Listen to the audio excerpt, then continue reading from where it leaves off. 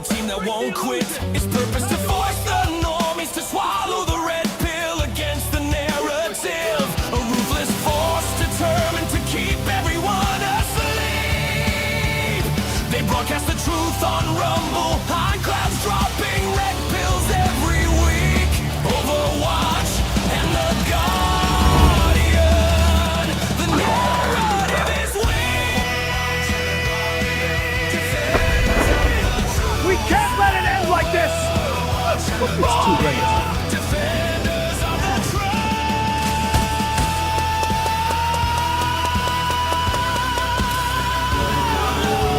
Overwatch and the Guardian.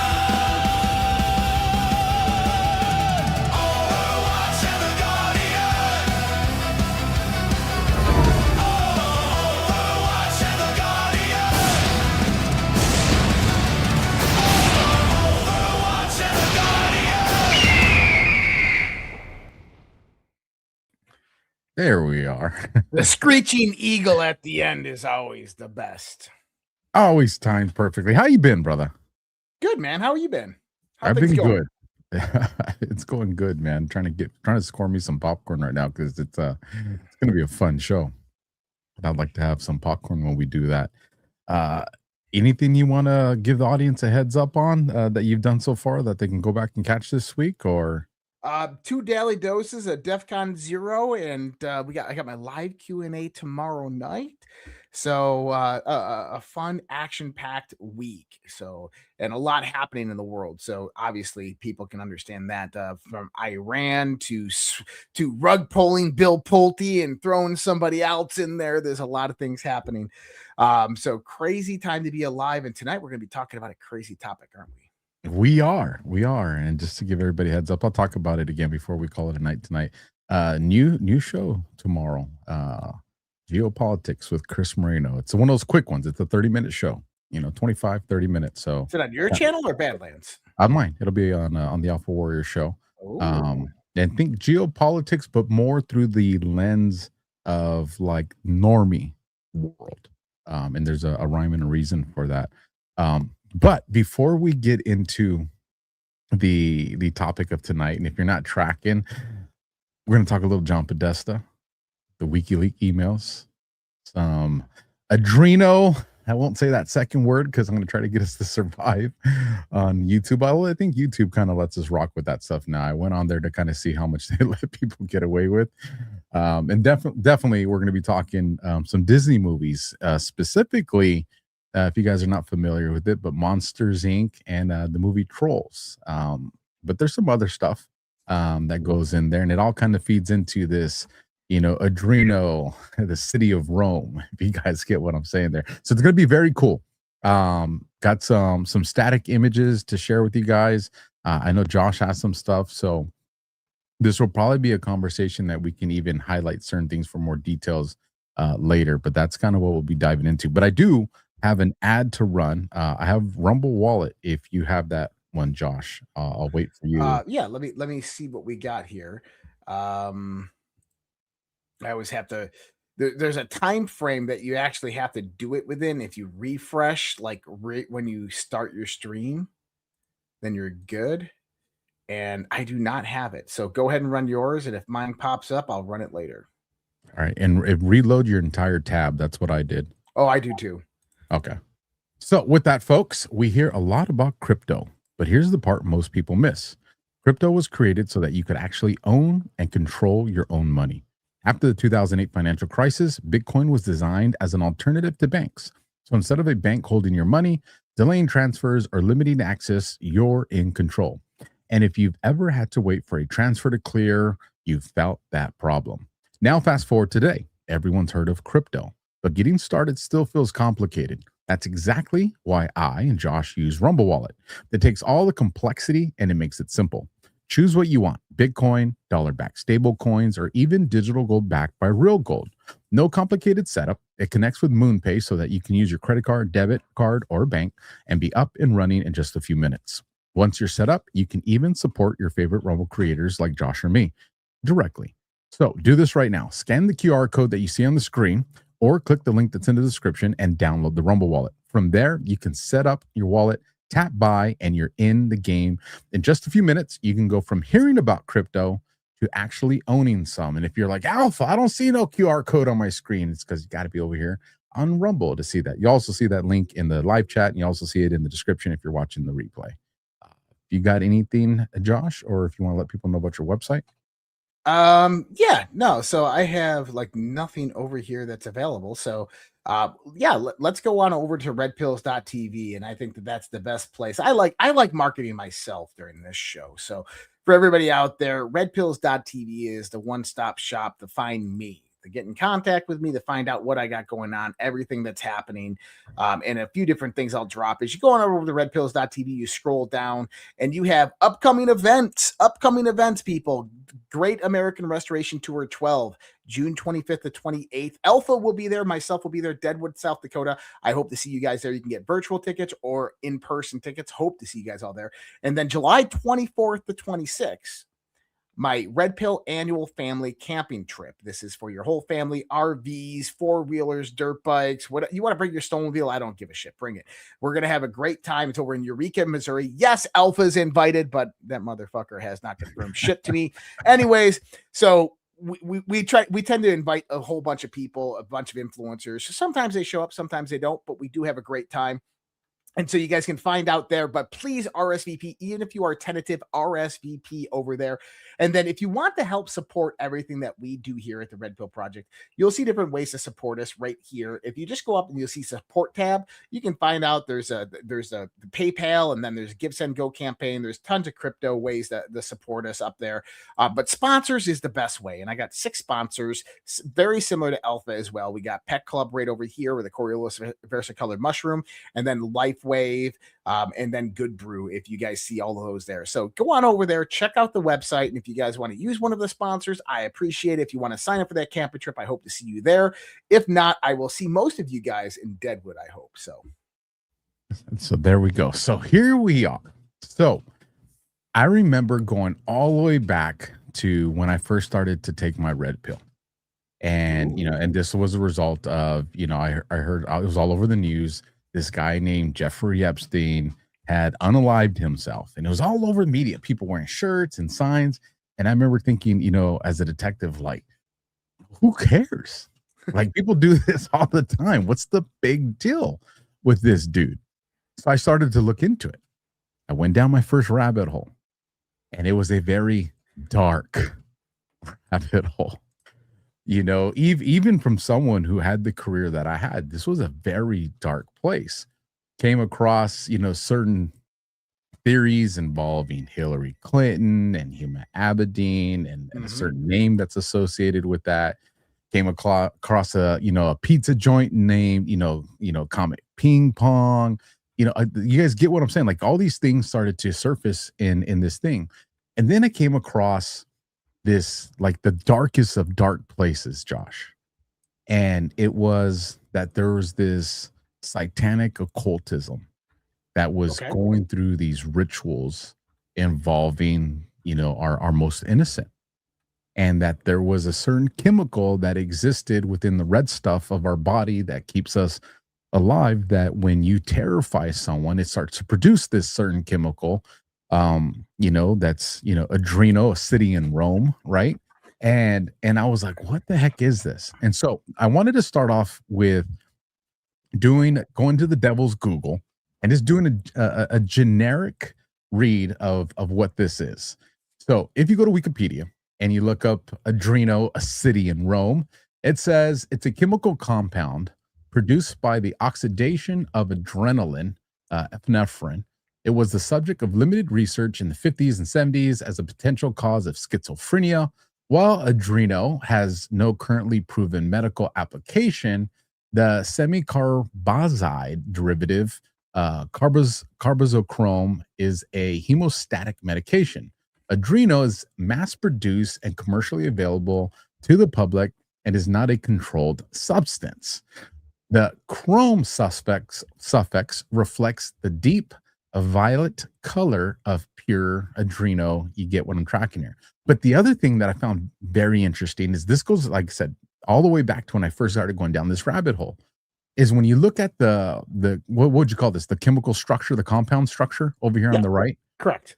You know, it looks like a little bunny on its side with some little ears here. And that was one of the first like kind of conspiracy theories that grabbed my attention, right? Because the white rabbit and the matrix, and it kind of sent me on this journey to a lot of things we're going to talk about now. So I'll take a breath there in case there's something you want to add to this. Well, I think that it's I can add a few different things to this. So number one is, yes, one of its nicknames is the White Rabbit, interestingly enough. So, when we go into kind of various different lore about this, this is Google. Okay. So this is Wikipedia. And this is talking about the integrated graphics processor unit within Qualcomm's Snapdragon applications processor that was jointly developed by ATI Technologies in conjunction with Qualcomm's Q-Shader GPU architecture. This is used by Google in a lot of their stuff, and it's called Adreno. Now, Google's browser is called Chrome. I just like to put that out there. Now, Adrenochrome is basically it is oxidized adrenaline, and so it gets produced when you have extreme adrenaline. And I believe it's in the I want to say the people always say the pineal gland, but it's the pituitary gland. And so when you have massive trauma or anything that stimulates in heightened levels of adrenaline, when that adrenaline gets oxidized, that produces something that we know as adrenochrome, and that is a drug. If you take that drug, and I believe if you inject it into yourself, you will hallucinate. It will take you to different levels of reality. I've never done it, but this is what I've heard. And the most purified form is that of children. And so you get this kind of special language that comes about through various different satanic ritual cults out there that like to harvest this type of drug.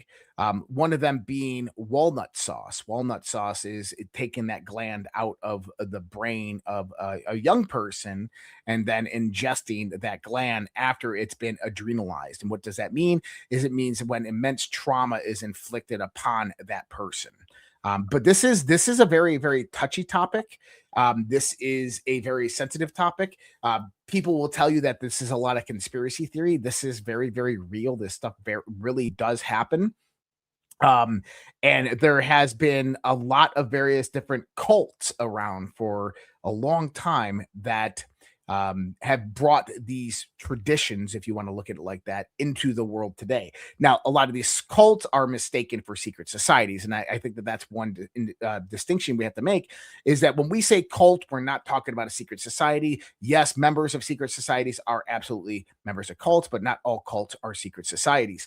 And then what we have is this very, very kind of evil death cult that myself and my friend David Whitehead have talked about for a very long time. This goes into his whole Cult of the Medics series. If anybody hasn't watched that, David Whitehead joined us on Overwatch and the Guardian a few months ago.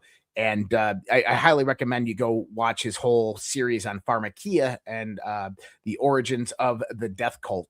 And these all originated, interestingly enough, out of Rome, a lot of them out of Rome, with various different Mithras cults. And so these cults, they worship various other deities and entities and beings. Now, we can say that there is an actual deity or entity that was being worshipped, Baal or whatnot. That is kind of up for debate, depending on how you look at the occult nature of things. But the traditions actually stem from a lot of the ancient ritualistic sacrifice rituals that happened and occurred on this planet over the course of the last, I'd say 5,000-6,000 years. Now, I think that in order to get into this conversation, you first must lay the groundwork. And what I mean by that is why? Why do this? Is it just for the drug or the high, or is there something else about all of this? One person that we've talked about on this show before is a guy by the name of Phil Schneider. And Phil Snyder was in the 1990s claimed to be a whistleblower who worked for various different Department of Defense projects building deep underground military bases. And one of the bases that they were getting ready to build was at Dulce, New Mexico, or Mesa Verde, Dulce, New Mexico. And his claim is that when he went down there were some aliens, and these aliens kind of shot back at them and killed a whole bunch of special operators, and he lost his finger. But what they learned after that is that these reptilian style aliens that exist underneath in this underground complex that was not man-made, by the way, they get intoxicated off of the adrenal glands of children. And they use children because it's a higher potency. And by the way, this is in the 1990s that Phil Schneider was saying this. I want to clarify that because a lot of this came up during the Pizzagate conspiracy years. And I want people to know that this information is much, much older. And Phil Schneider talked about this, how these reptilians, they harvest the adrenal glands and they consume them, and it's like alcohol to them. It gets them intoxicated. And so you have a lot of cults that derive from this idea of these old reptilians that have been on this planet for a long time, that if you eat the adrenal glands, you become like God, if that makes sense. But that's kind of where a lot of this lore stems from. So going back into this, I find it interesting to add that part in there about the reptilians, because in the last few weeks, one of the things that we've learned is various different whistleblowers, congressmen have come out and stated that there's 4 types of extraterrestrials that are on this planet right now, and one of them are the reptilians. And this has been constructed within lore for a very, very long time. And if any of that is true and any of this is true, that is very significant, because every year over 8 million children go missing each year in the world. 8 million children throughout the world go missing. If you think of a population of 8 billion, and then you look at, so that's what, 1/10 of the global population goes missing each year. That is significant. And by the way, a lot of these in the United States of America, about 1 million children go missing in the United States of America each year. And about, you're talking about bigger than some of the largest cities. That's right. And about 400 to 600,000 are never found. And people are like, wow, that's, but there's 350 million people in the United States, Josh. Yeah. But if you take 600,000 people, that's Tampa, Florida. That's Phoenix, Arizona. That's like a city disappearing and be like, oh, well, it's just one city. There's Hong Kong and Shanghai still, man. Like, come on. Right. Like, that argument doesn't work when you start to look at the sheer numbers of this. And the question is where do a lot of these kids go? So we talked about this with the Epstein stuff. We talked about this, that it does go into child sex trafficking. It does go into satanic ritual abuse and that type of stuff, but we never really delved into that. So that's what the show is tonight, talking about that. And at the front and center, John Podesta, Tony Podesta, the Podesta brothers, their involvement in this, how that links back to the Temple of Set, Michael Aquino, the CIA Finders program, and everything in between. But go ahead, Alpha.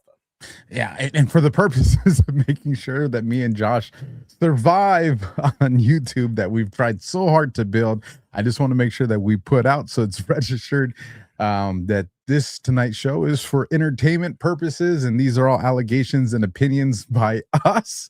Are we not supposed to say those words on YouTube? I don't know, man, but we've done so good, and we'll see. You know what? We'll see. You know what I mean? We're gonna definitely test the boundaries tonight, but it's gonna be a fun show. The other thing to say too is this show would literally be hours and hours and hours long if we try to get into the details of everything. So think of this as kind of like a broad stroke for those that have maybe kind of heard it but don't really know, and we're going to highlight some things that have definitely been that were definitely trending or very popular when people were digging into these things. And one of the things that Josh was talking about right now is you have the chip that Google used, which is Adreno, and then obviously the software that's Chrome. And so when we're thinking about Google, this is something that's interesting. Maybe it's something, maybe it's not, but this is something that a lot of people have picked up from the logo of Google. Maybe you agree with it, maybe you don't, but nonetheless, it's interesting. Why couldn't it be 999? It could be. it could be, you know. So again, just something to put out there. But one of the things that I want to start off with um, is a couple years ago. A lot of you guys know Christina Aguilera. A lot of you guys know Demi Lovato. Well, Christina Aguilera came out with a video. And the very first time I saw this, Josh, I was sitting there and I literally, bro, because I was already awake by all this time, right? I was already down the rabbit hole. So I instantly recognized what they were putting down. And I remember thinking, holy shit. He went there. He went there. And in this video, some of you might even get you a little emotional because you're going to figure out what she's putting down. And I just remember thinking, you know, because you remember Demi Lovato, Christina Aguilera, they came from, what was the group of kids from Disney? Mickey Mouse Club. The Mickey Mouse Club. You know, and we've seen a lot of Britney Spears, Justin Timberlake, 100%.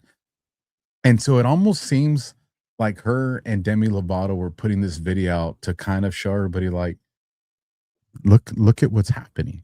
But then also listen to the lyrics of what she's saying in this song. So hopefully YouTube will give us a break. You guys make sure you go and subscribe to Christina Aguilera's music channel. Make sure you go and subscribe to Demi Lovato's music channel. And again, this video is for entertainment purposes. Whoa. This is interesting. So I've never seen that video or heard the song, but there's massive symbolism in throughout all of that. Number one, people will say, "But you know, they're just talking about how women are just abused by men and used." No. They don't get taken as children and taken to underground facilities with guys in black that RAPE them. All, dude, this is huge. So I got a video, and I want to play this one right after that one for a reason. Because firstly, Demi Lovato and Christina Aguilera, Mickey Mouse Club, Britney Spears, and Justin Timberlake. Around the same time that video came out, Justin Timberlake put out a music video. And would you guess that the music video that Justin Timberlake put out has a very eerie and similar message? And I don't know if you've seen this one, Alpha. I did a whole symbolic breakdown of this video, and I will talk about that after this video plays. But now I want people to think, when this video came out, I think it was during COVID. This was when the evil global cabal was making their stand. What did they want? 16-year plan, nuclear war, 85% of the population decimated, post-apocalyptic world. Come in, AI rises up, you enter into the new age, and they have their world. Keep that in mind as people watch this video.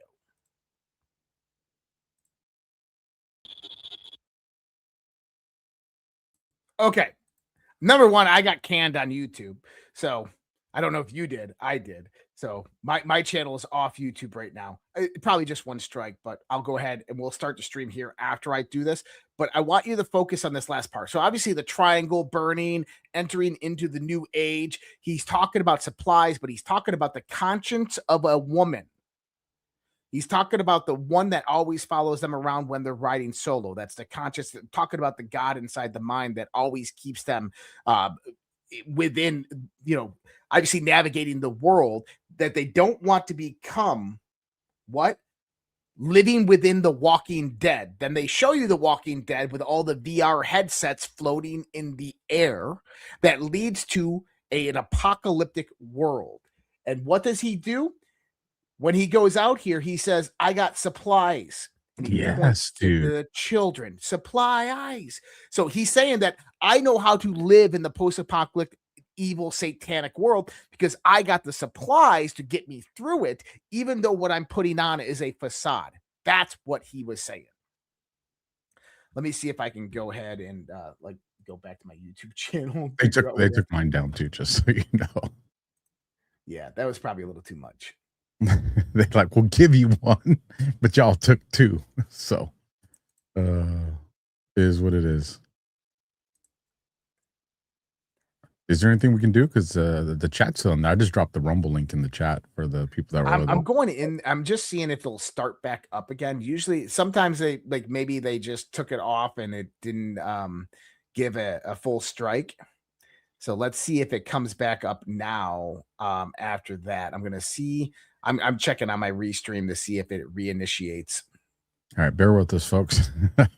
I want to get YouTube. Yep. So it says streaming right now on YouTube. So it was just a massive copyright violation. So we are back on YouTube for everybody out there. Great. Okay. Yeah. Just restart your YouTube. Let's not play any more YouTube videos. How do you do that? Just to walk me through. And yours, what I would do is I would go to your YouTube, I would click it off and then turn it back on. All right. Bear with us, folks. Yeah. So yeah, obviously, but I think it was important to play those two videos because number one is they're talking about a very, very similar message. Justin Timberlake is singing about, the power within inside you to understand the world around you. And it's a very dangerous place that they follow you without following, that you're walking around the world of the living dead. And we're going through a technological transgression. If you see the one part where everything kicked up and it starts spinning, this is entering into the new age, which he says goes into the apocalypse. And he says, look, I figured this out and I got my supplies. I understand what they want as currency, supplies in this new world. And this is what the little kid comes out and says, you're still asleep. Can't you just die? Wake up. Think about what that little kid was saying and the meaning of the song. And I got mine up and running again. So that's a good thing. I was like, okay. Sorry. So we're good. So again, and I was distracted. I apologize, folks. We're kind of bummed out there, but it looks like we saved it. But to the part where you're saying where the kids come out and he literally calls them supplies. So what you're talking about right now, that's crazy. So and every time in the song he's saying supplies, he's talking about little kids. And then was I hearing that little kid at the very end, right? When he's saying, why don't you just why don't you just die? And then he goes on, you need to wake up. You're still asleep. You don't get it. That this is the world. So, and I think that what Justin was actually saying is that post-apocalyptic world is the modern world, is the day that we live in. He said, remember, because throughout the song, he says we're living with the Walking Dead, and the Walking Dead were those engrossed within technology. But yeah, it's very powerful video, back to back, both of those videos. I think, you go to the childhood origins of both of those, of all three of those guys, or all the three of those people, and you look at those two songs, and you're like, what the hell? Well, and I'm glad you caught it with the video with Christina Aguilera and Demi Lovato at the end. It literally shows them exiting out of a tunnel into the grass area. I mean, it's sad. It's sad to, they show that these young, the innocents, and that this is the life that they're given to. Now, remember, all these people that we showed on these two videos were all from the Mickey Mouse Club. So just to kind of build up as we start to move towards the Podesta stuff, folks, is remember, maybe this is something, maybe it's not, but this is the Walt Disney signature with a Walt Disney logo. And again, are those, legitimate hidden sixes, or is it, we're just trying to make it look like something for the purposes of the conversation? I mean, everybody kind of has to decide on their own. But again, as we start to shift into, well, let's do this. There's two clips that I want to show you. And these are short. These won't cause us any major issues on YouTube, so we'll be good with them. I'm bracing. But the first one is Monsters Inc. Now, if you guys are out there and you don't have kids, and you understand kind of what Josh explained earlier in the show of what Adreno, a city in Rome, is, and you kind of see what they're talking about, both these videos alluding to kids being taken and their supplies, or they're for the purposes of obtaining this particular chemical. Now, with that understanding, check out these 2 child films. Now, again, these are clips that I picked that kind of isolated for this meaning, but you'll see where I'm going. So I'll stop talking and I'll do the first one right now. The future is bright at Monsters Incorporated. I'm in this We're one. part I'm of in this your one. life. We power your car. We warm your home. We light your city. I'm Monsters Incorporated. Hey, look, Betty! Carefully matching every child to their ideal monster to produce superior scream, refined into clean, dependable energy. Every time you turn something on, Monsters Incorporated is there. I'm Monsters Incorporated. We know the challenge. The window of innocence is shrinking. Human kids are harder to scare. Of course, MI is prepared for the future with the top. Yeah, that's gonna get those clips are gonna get us kicked off. So Well, I shortened it. I kept it under a minute. But here's the thing. Look at what it's saying. It's literally saying that we get these kids, we scare them, and their screams create this energy that we then harness. loosh. You ever heard of the word loosh? I don't think so. What is that? Alpha. Loosh is the energy. So in the occult world, that energy is called loosh. And loosh is think about it like this, that and by the way, I think that this is more true than not. And I think that a lot of the UFO UAP disclosure that's going on right now is trying to get people to understand that this is the reality.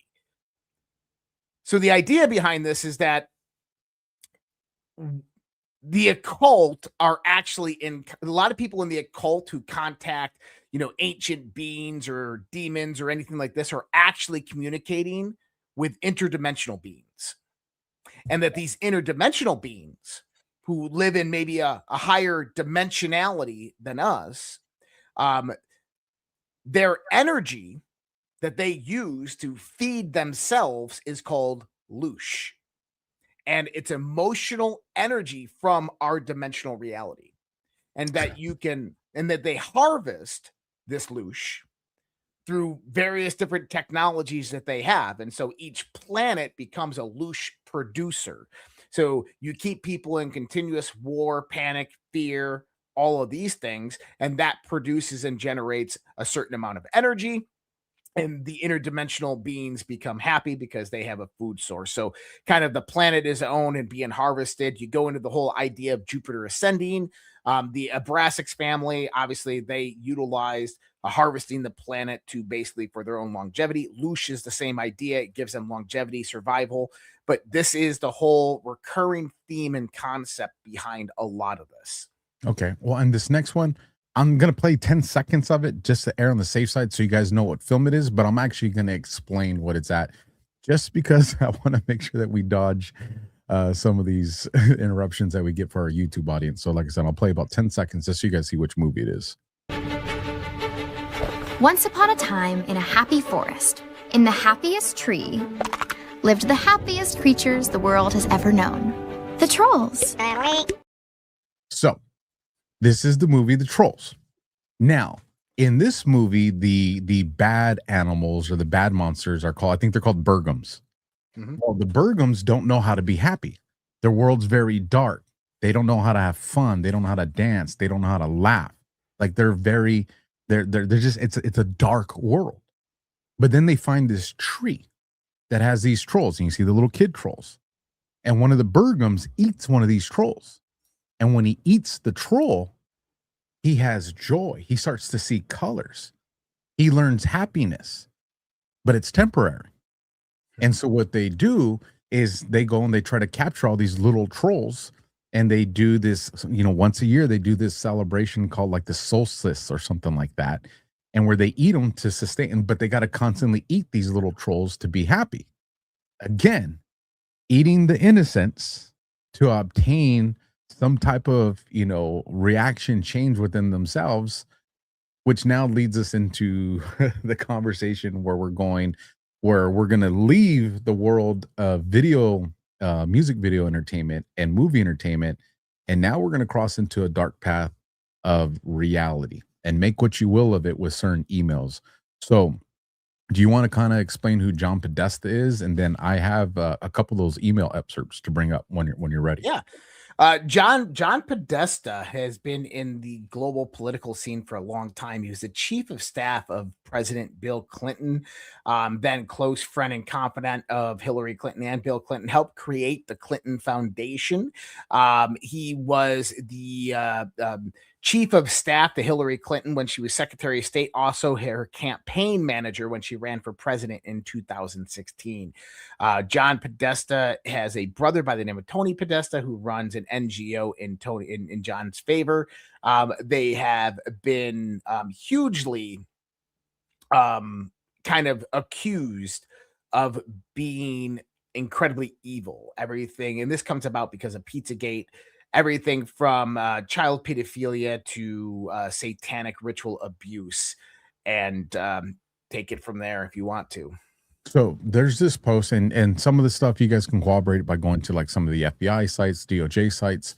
But this first one that I'm going to bring up on the screen, it shows the certain words that have alternative meanings in the world of P files, right? And you see hot dog equals boy, pizza equals girl, cheese equals a little girl, pasta equals a little boy, ice cream equals a male prostitute, walnut, a word you heard Josh share earlier, means a person of color, map, and walnut and map and pasta, make sure you guys are remember these. Map equals semen and sauce equals orgy. Now remember these words, and the reason being is because they're going to come into play here in a couple of these screenshots we're going to show. So if you remember from the Wikileaks, there's some John Podesta emails that got leaked. So this first one right here comes from, according to the allegation of the Wikileaks, comes from a Susan Sandler. And it says to John Podesta, and it reads, the realtor found a handkerchief. I think it has a map that seems pizza related. Is it yours? They can send it if you want. I know you're busy, so feel free not to respond if it's not yours or you don't want it. That was on September 2nd of 2014. John Podesta responds to Susan on 2 days later, September 4th, 2014. It's mine, but it's not worth worrying about. So real quick here, Josh, and I'll bring it back on. Who goes out of their way, bro, for a handkerchief? It's got the map on it. Okay. And when we say it has the map on it, so let's just remember, I think it has a map that seems pizza related. So with that, let's go. What was map? Map equals semen. Mm-hmm. What does pizza related mean? Girl. So it's evidence that probably contains his, mm-hmm. that we talked about what the word map means related to when they say pizza, and you saw the correlation to that word.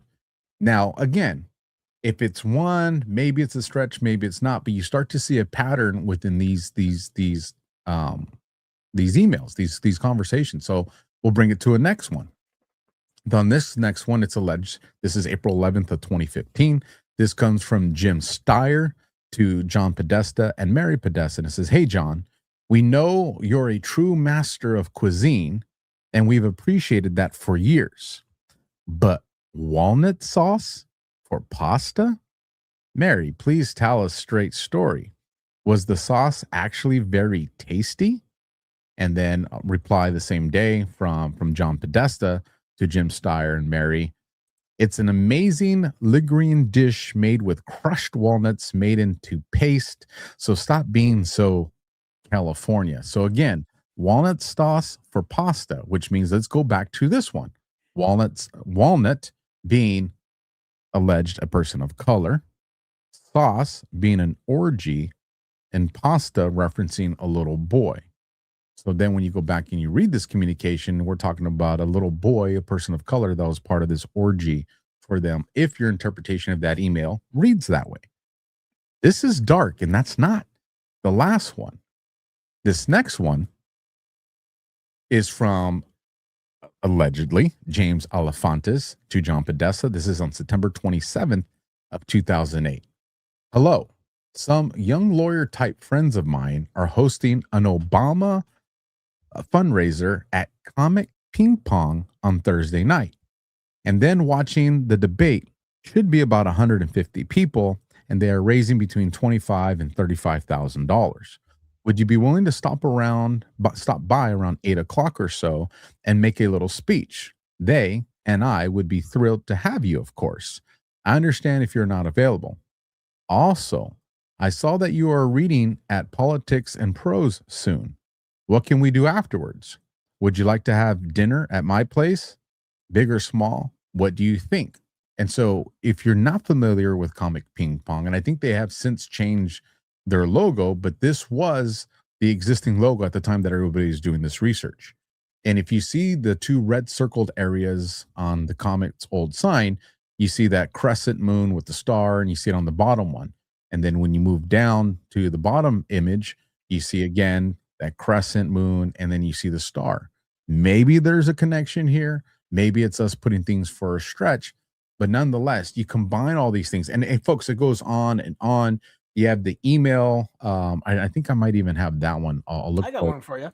I got one of the Podesta emails.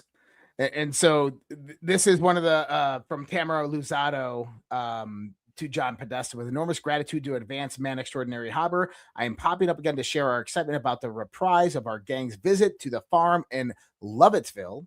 And I thought I'd share a couple more notes. We plan to heat the pool, so a swim is a possibility. Bonnie will be an Uber service to transport Ruby, Emerson, and Maeve Luzado, 11, 9, and 7. So you'll have some further entertainment, and they'll be in the pool for sure.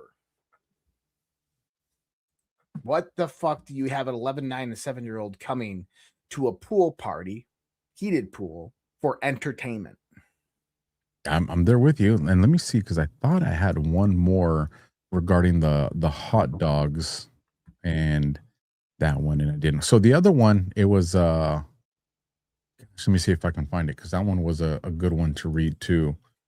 And it had to do, well, essentially it was an email, and they were talking about a party that was going to be done at the White House with hot dogs and pizza in the amount of $65,000. And it was going to be a private get together, but the hot dogs and pizza were being flown in from Chicago. This is during Obama's administration. Mm-hmm. And again, when you go back to what these coded words mean, hot dog being boy, pizza meaning girl. So a lot of people interpreted that as in little boys and little girls going to be flown in from Chicago for a private event at 3 a.m. at the White House. Now, how many private events with hot dogs and pizza at 3 a.m. in the ballpark of $65,000 are there? Again, it's to each their interpretation of it. But this is the other thing that I wanted to show you in this symbolism. And again, you can go to the FBI's websites and things like that to corroborate this. But you see those symbols at the top. You know, the triangle within the triangle, equal boy lover, the pink heart referencing girl lover, the swirly one mean little boy lover, and then the butterfly being the child lover. And the little butterfly is very prominent in the world of child trafficking, especially with the cartels. And you'll see that a lot.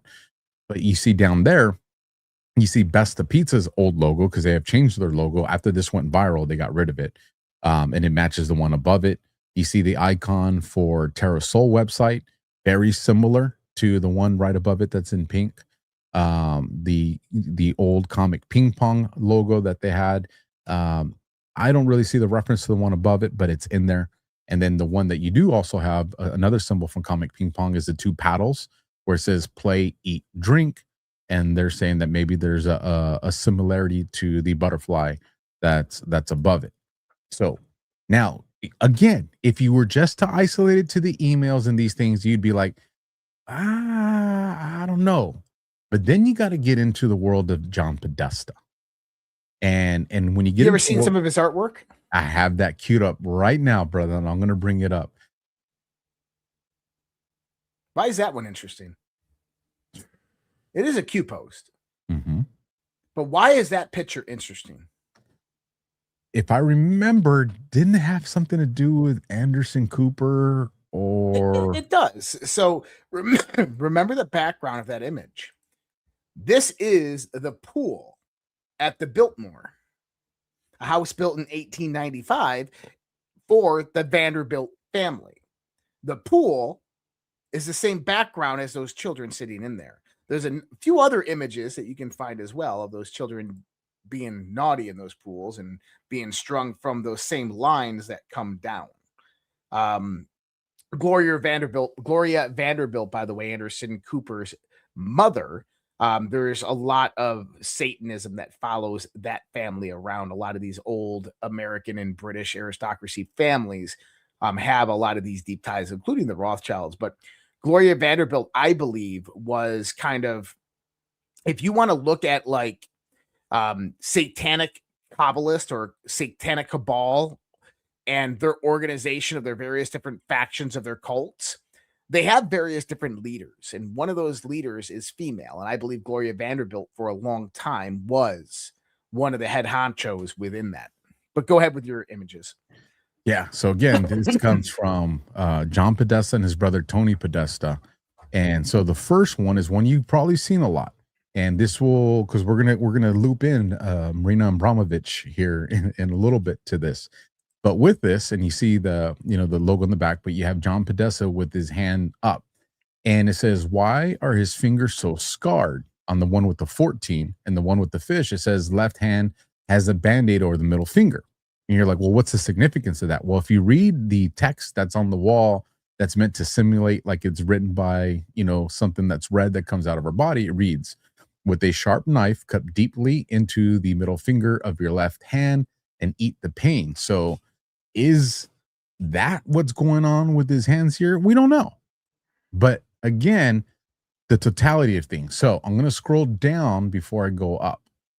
And what you see here in the background of this picture with Podesta is two guys, or what looks like two guys, leaning over a body that's on the table, and they both have plates in their hands, and the one guy also has a knife in his hand. So it looks like they're about to engage in some form of cannibalism. So now let's scroll up a little bit and take a look at this. Bro, what the hell is this, dude? This is crazy. But again, this is from the Podesta house. Here we go into the pictures that you brought up right now. And then you have the one here of just a single boy. And then I believe there was another one that in the other direction. Well, there's actually another one that's relevant with the 14 fish.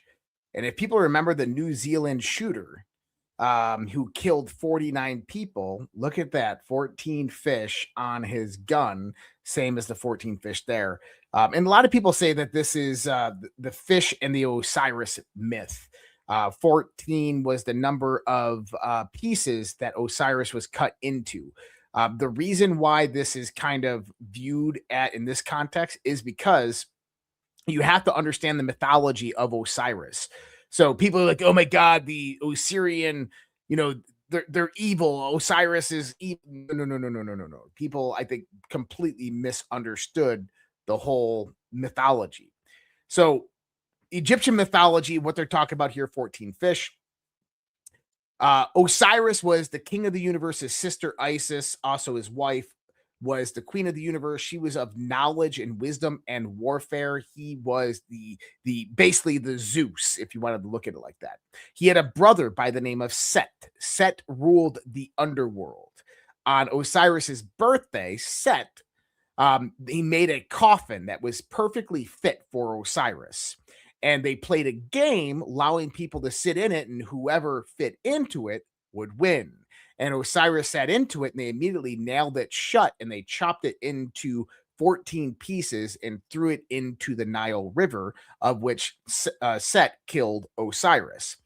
Isis, being absolutely petrified, went and gathered up the pieces, but she was only able to find 13 pieces. She ended up taken, the one piece that she didn't find was his penis. She melted him one out of gold, called a phallus. She became impregnated that night. Osiris resurrected for 24 hours, became impregnated that night with Horus, which would become the resurrection of Osiris 9 months later. So that's the whole mythology behind that. But Set is the evil one. So when Anton LaVey set up the Church of Satan back in 1967, 1968, and this is kind of interesting. If people haven't studied kind of 20th century occultism, and they want to talk about these topics, it's kind of interesting. But the Church of Satan is not necessarily what people think it is. It was a conglomeration of various different occult ideas and philosophies dealing with ideas of Satan, Baal, and Lucifer, and kind of converged them in the 1960s in more of a Hollywood fashion, if you want to kind of take it from that perspective. But obviously, there is immense power within that organization. In 1972, the organization had some infighting and split. And one of the occult societies that split from it, which is still around today and no one ever talks about, is called the Temple of Set. Now, one of the most famous members of the Temple of Set is a former U.S. Army intelligence officer, also Vietnam veteran, by the name of Michael Aquino.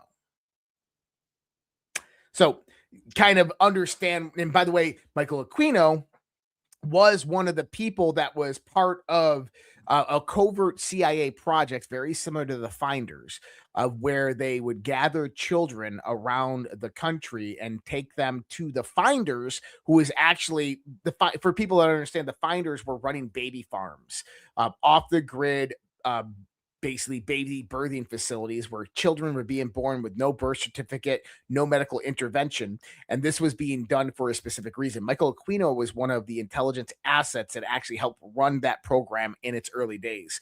I don't want to get too much into that information. It gets pretty sick and dark, but yeah, so that's kind of like the historical aspect of it. But all of these people are part of this same kind of factionalized cult of the Temple of Set and the idea of Satanism, but much, much older. So when you start to get into the wealthy elite class, the Rothschilds, the Vanderbilts, and stuff like this level of occultism that they are in, we don't even know the names of it today. It's not modern day Satanism. It's not the Temple of Set, but it's very, very dark. And the question becomes, why?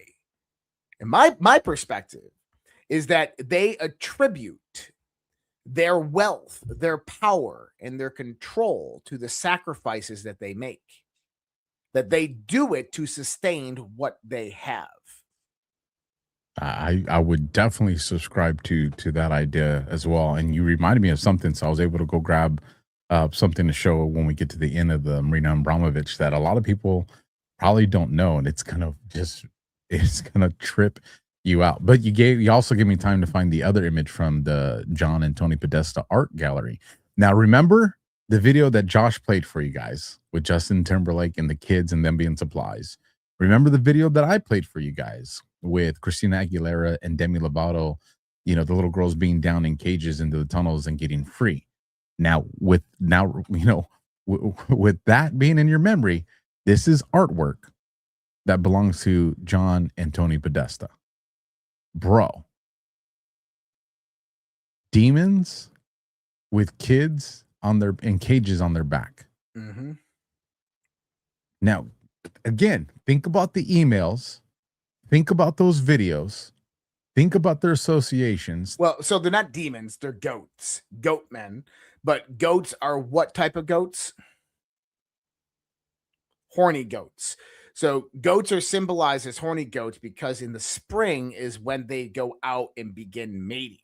And this is the Baphomet figure that you showed earlier was actually created. That picture that you showed was created by the guy by the name of Eliphas Levi. And it's not an ancient satanic old symbol. This guy right here, the History of Magic, Eliphas Levi.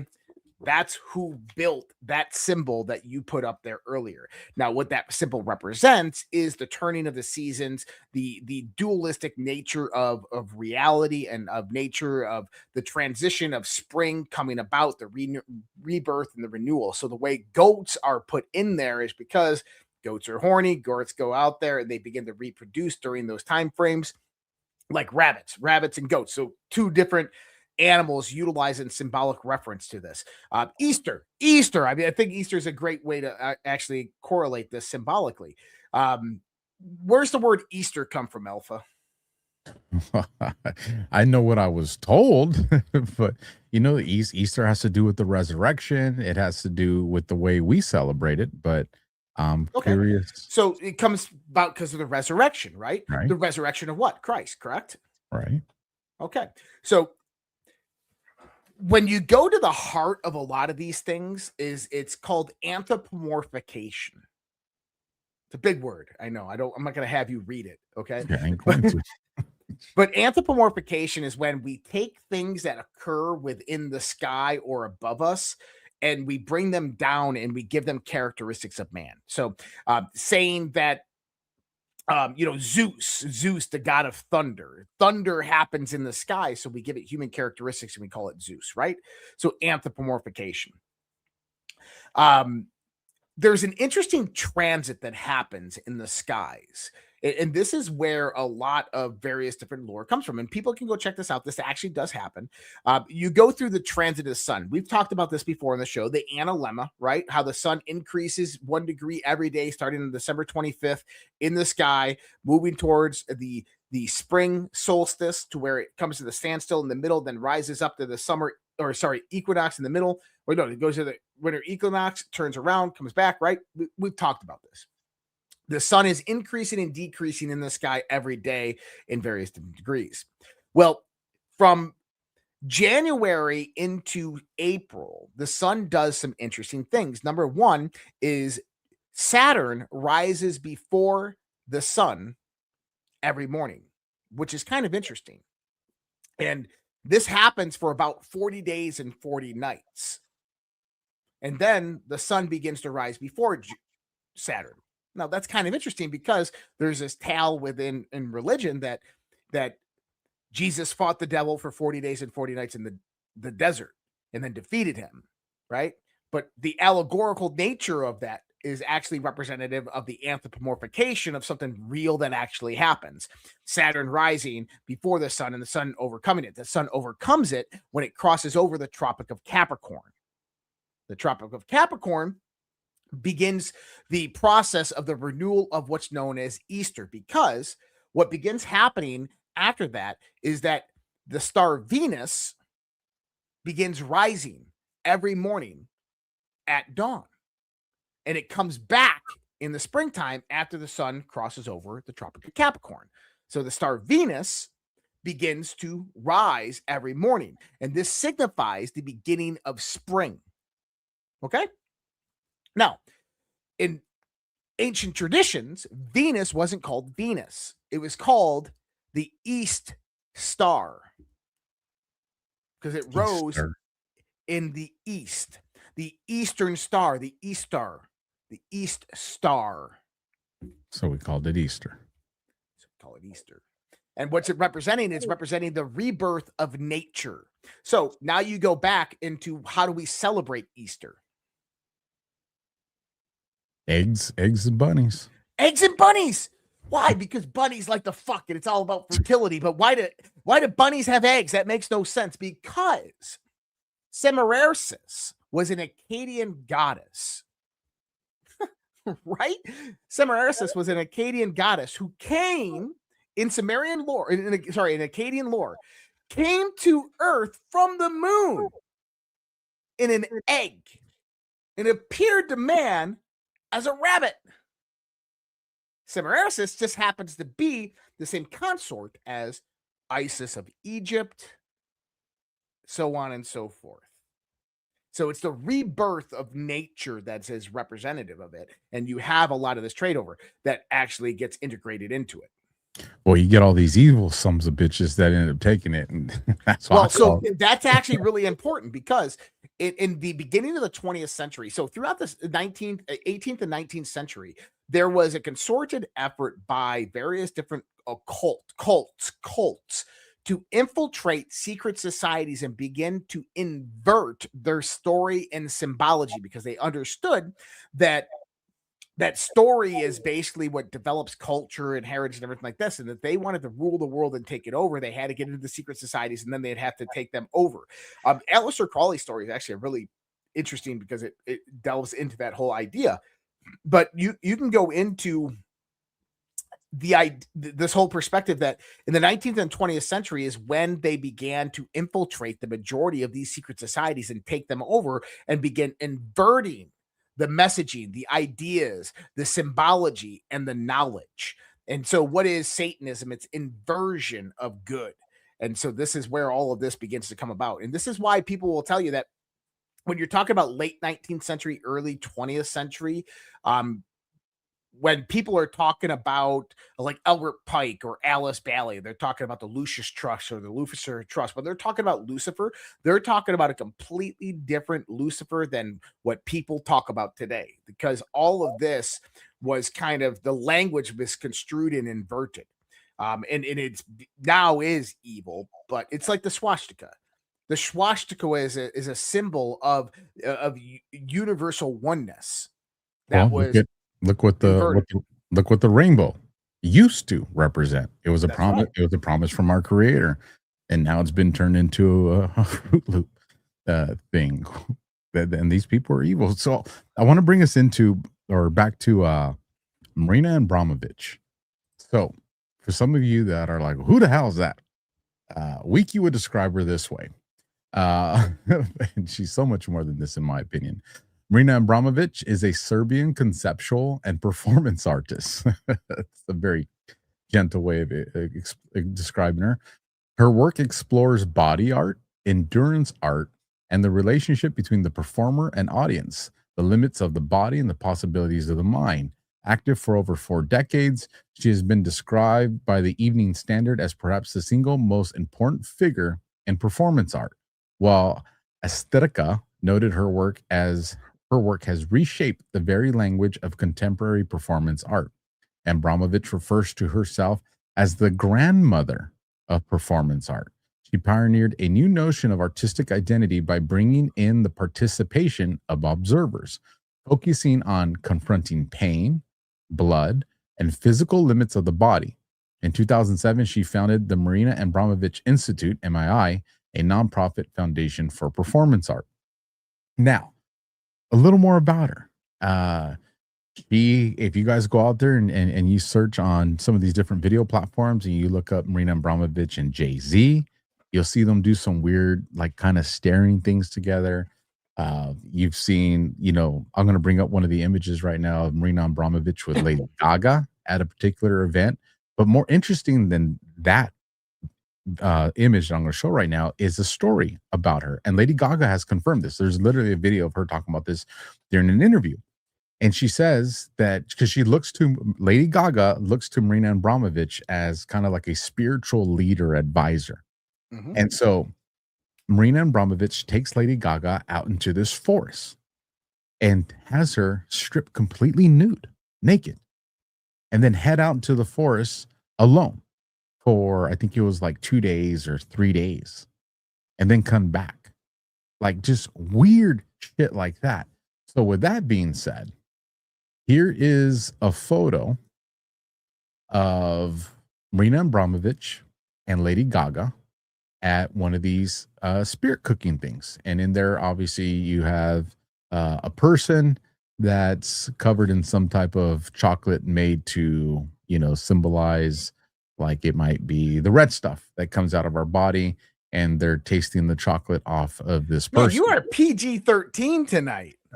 I already got us a couple hits on YouTube. I'm trying to see. You did fuck up my YouTube channel. So I'm trying to get us to survive that. I knew we were going to be threading the needle with this one, but here's another from Marina Abramovich's event. And right here, you have a person that's sitting under the table with their head popped out to make it look like it's just a human head on the table. And everybody's wearing these, I don't know, are those doctor coats? Are those butcher coats? I don't know. Each one can kind of decide for themselves. And let me see what the next one is. All right, let me bring this up. I just wanted to vet it before I brought it up. Here's spirit cooking, Marina Abramovich's recipe for fire food. And it says spirit cooking. And again, you remember this from the Podesta hands with a sharp knife cut deeply. And so if you remember, this comes from some of the artwork that Marina Abramovich did. Of course, she didn't invent this, but she has this as her spirit cooking. And again, this takes us to Podesta with his hands up, where he has the 14 in the fish, and he has this behind him. Now, again, the totality of evidence, right? Circumstantial, however you want to look at it. The emails with Podesta, the artwork with Podesta, the connections to all these people, and then, Marina Abramovich. It's a very dark circle of things that's very hard to ignore. And like I said, there's tons of images that are out there. But this that I want to share here, and I don't know if I'm going to play the whole thing because we're probably playing with fire. But actually, yeah, I'll play about 10 seconds of audio, and then I'm going to mute the audio, and then we'll talk through this. But this was 6 years ago, and this was an Xbox commercial that got released live, and then parents got wind of who this lady was and what she participates in, and Xbox got hammered. They got hammered on social media. They got hammered on these different blogging sites. Parents were canceling the accounts, and they pulled it down. This thing was only up for a few hours, and Xbox was forced to take it down because people were so they were pissed. So here's a few seconds of that right here. Well, I don't think you can hear the audio the way I have it set up there. So let me redo this through the Chrome tab and do it one more time. All right, here we go. Let me bring it up. I believe that art of the future is art without objects. It's just pure transmission of energy between the viewer and the artist. To me, mixed reality is this answer. So I'm going to kill the audio there, and we're going to talk. So this was going to be part of the VR headset programs that Xbox was launching. So essentially what this was going to do is your kids with the VR headset on, we're going to bring her artwork into your home, whether it be their bedroom, the living room. She was literally creating a virtual reality of her, I don't know what you would call it, studio, museum, whatever. And you were going to be able to look at that in your home. Now, and you can see the VR headsets that are set up right there. And so when people realize, what she's into, the spirit cooking and all these other things, and this being brought into kids' homes, who plays Xbox, primarily, it's mostly children. And this is the stuff you were going to see her right there. Like you see how she kind of shows up like a holographic image. This lady was going to put herself into kids' bedrooms or your houses. Well, what's more interesting is now go back to the Justin Timberlake video where they're talking about living within the world of The Walking Dead, and they're all wearing VR headsets. Yeah. So like I said, this, once Xbox got hammered on this thing, man, it didn't last very long at all. Thank goodness. But I mean, this is wild. And like I said, the John Podesta conversation goes so much farther because you have, what's his name from Linkin Park? Chester Bennington? Chester Bennington. Have you ever seen? Looks like John Podesta. Bro, here. If you want to talk about that, I'll find the image real quick just to show people. Well, and I think that there actually, I believe there is some connectivity between Chester Bennington's mother and John Podesta. I can find it real quick. All right, I think here we go. Oh, it's a little one. Gosh, I'm trying to find out. Oh, here's a big one. All right, check this out. I'll bring this up right now. So here's Chester Bennington and John Podesta, bro. I mean, damn. Yep. And the rumor goes, what was Chester Bennington working on before he died? And there's a lot of scuttlebutt that it was the Silent Children. So people talk about that, and but so the silent children,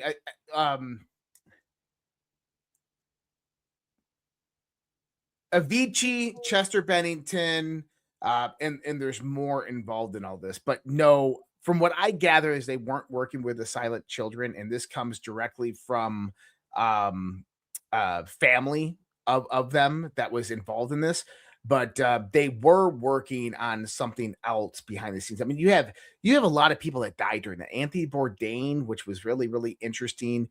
Obviously Chester. Then you have Avicii. Paul Walker. You have Kobe that died during this time. You have what's his name? Chris Cornell, which was another one that was huge. And the idea was that Chris Cornell and Avicii and Chester Bennington were working on the Silent Children. That is not true.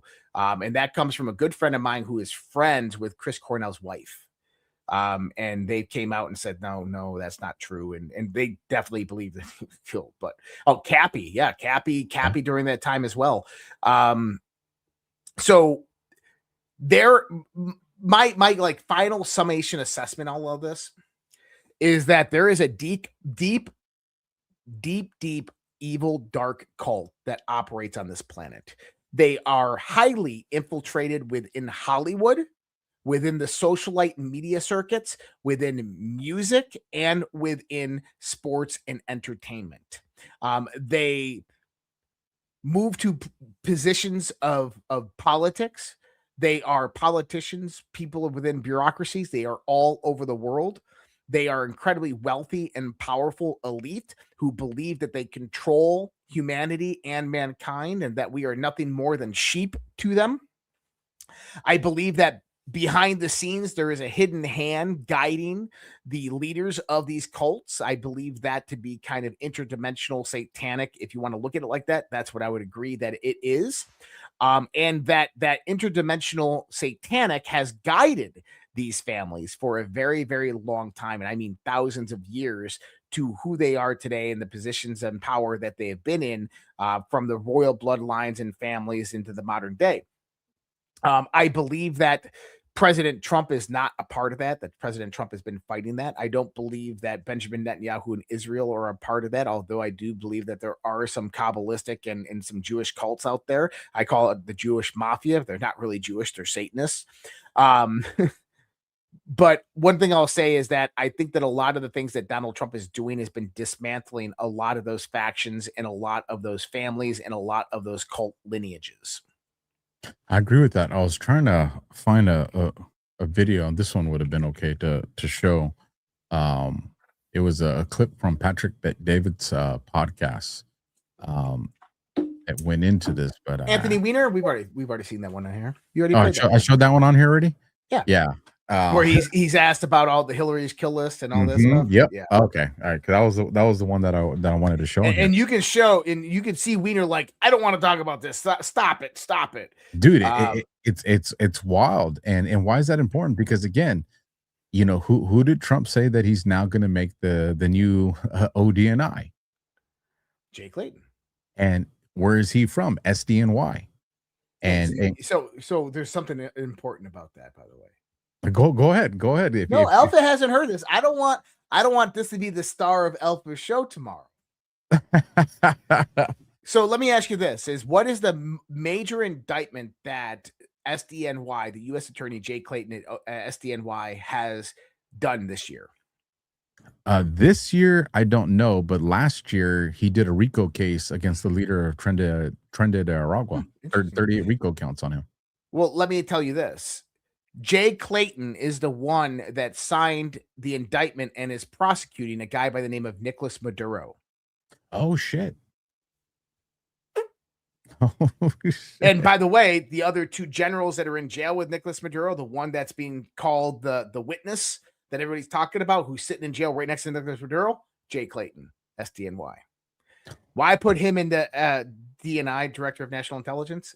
Starts to make more sense now once you start to see that part of it. Well, I mean, that's what I was kind of telling Ken. Listen, if he did the RICO case against the leader of Trinidad Aragua, then that means he knows everything that's a part of that case. And if you're doing a RICO case, again, the racketeering, the criminal enterprise that's involved, it means he probably knows what government officials, politicians, what people were involved with working with Tren de Aragua. And you guys remember all the stuff that was happening during Biden's administration with those guys. He's got 3 men from Cartel de los Soles and the president of Venezuela who collected the money from the various CIA intelligence assets, which means that they name names of who in the intel community, so forth, deep state, were funding them, giving them intel, so forth.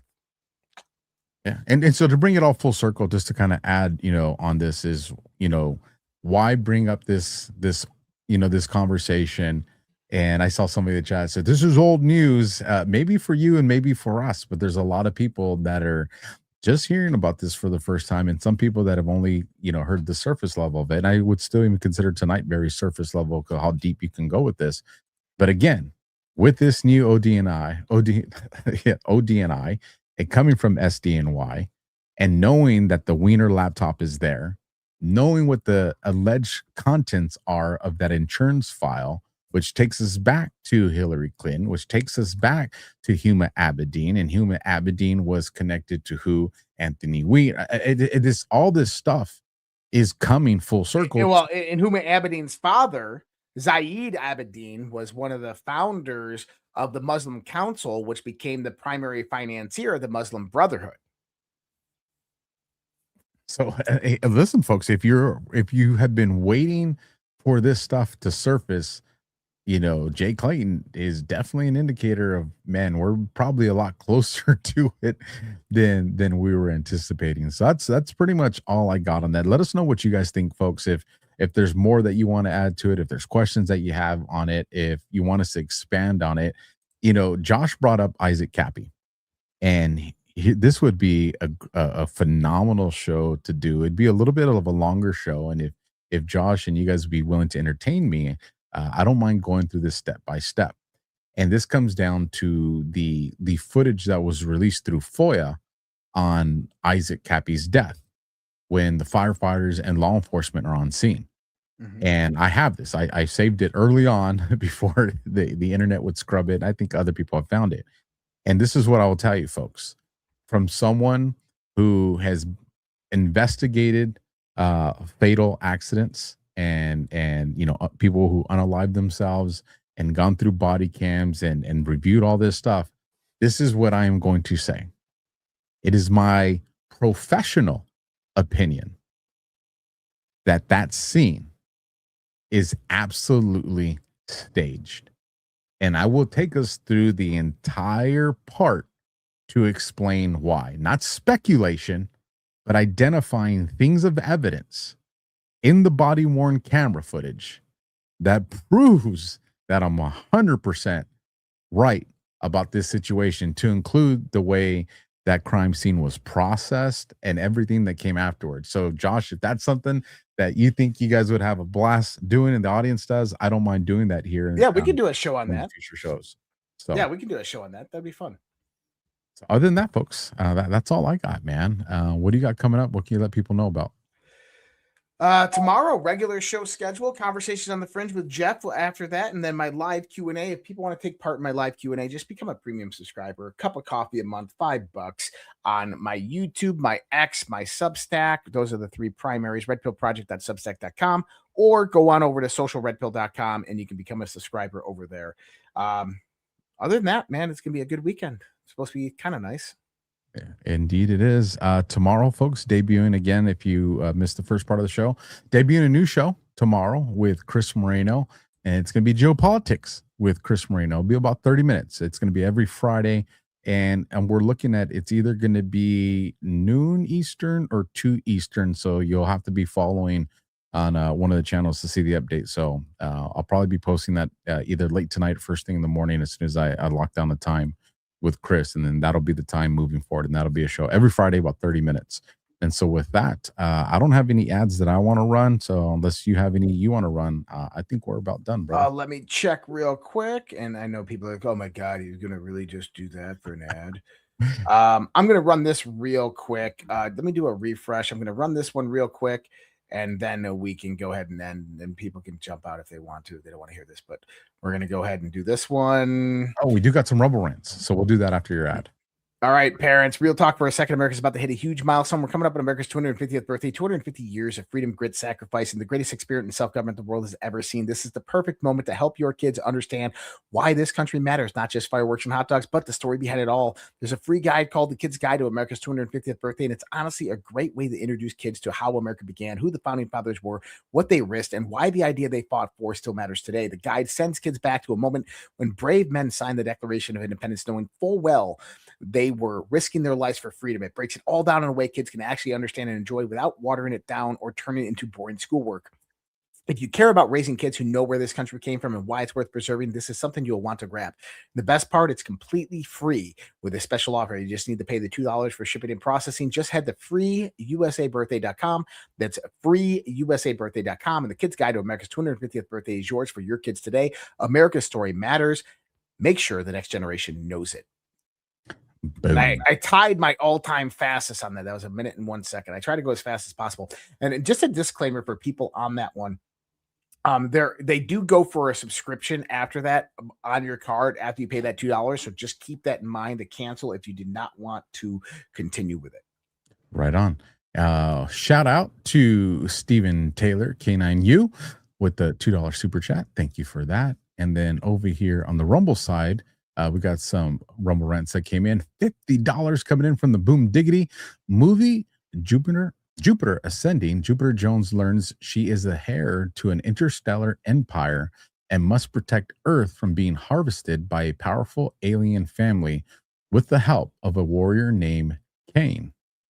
Interesting choice of name there with Kane. And then we have 15 Tony Bach gifted 1 subscription. Thank you for that. And then $20 coming in from Let the Arrest Begin. Alpha, Josh, this is the deepest rabbit hole I found in 2018. NeonRevolt.com. He is an autist. Look forward to that. He's awesome. Neon Revolt is awesome. All right. So then with that, folks, do us a solid on the way out. Please, the content is free. Subscribe, share, like, hit the thumb, and leave a comment. And we'll see you guys on the next one. Good night. God bless. And Semper Fi. Good night, guys. Take care.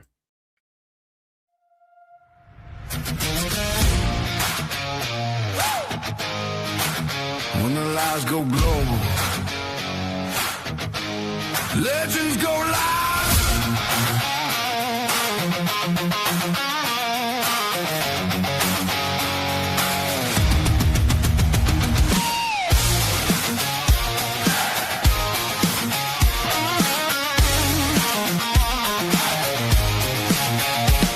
There's a war and a signal, a ghost in the feed. They rewrite what you saw, then they tell you believe.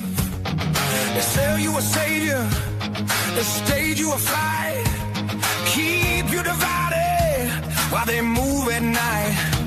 But your man broke the screen like glass in the storm, saw the core behind the chaos, saw the shape of the swarm. When the deep turns darker and the truth feels gone, they don't run from the fire, they drag it into dawn. You can't fake this kind of vision, you can't pretend this kind of hate, for the cage is built in silence, for the life they love to take. So let it rise, let it roll, let the whole damn system shake. Overwatch, the Guardian, say it loud, let the whole world hear. Digital soldiers, last protector from the coward's heart. They appear the storm, the truth, that ain't hit like thunder, never disappear. Some call them watchers, some call them heroes, but the world gon' know their name right here. Overwatch, the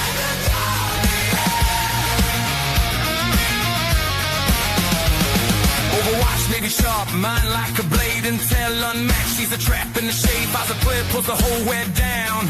Turns whispers into blues, turns panic into ground. The Guardian, Marie Ford, she got 4 hands. Tactical operator and the hardest backblade from rifles to microphone, the same old, same fight. Now the mission's on the air and the target's in sight. Let them copy your words, let them cosplay your pain.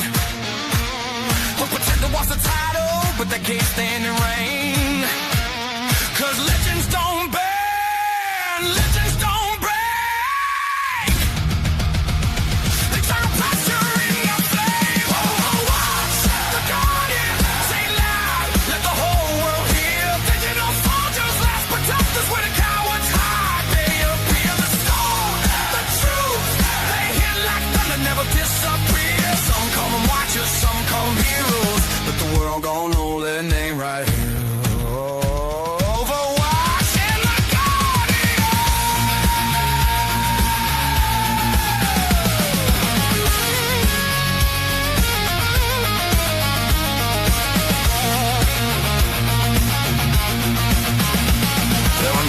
Screens, she phone screens, and in the shadows where the real war breathe. They don't chase clout, bitch is the network. They don't play nice, they break the script.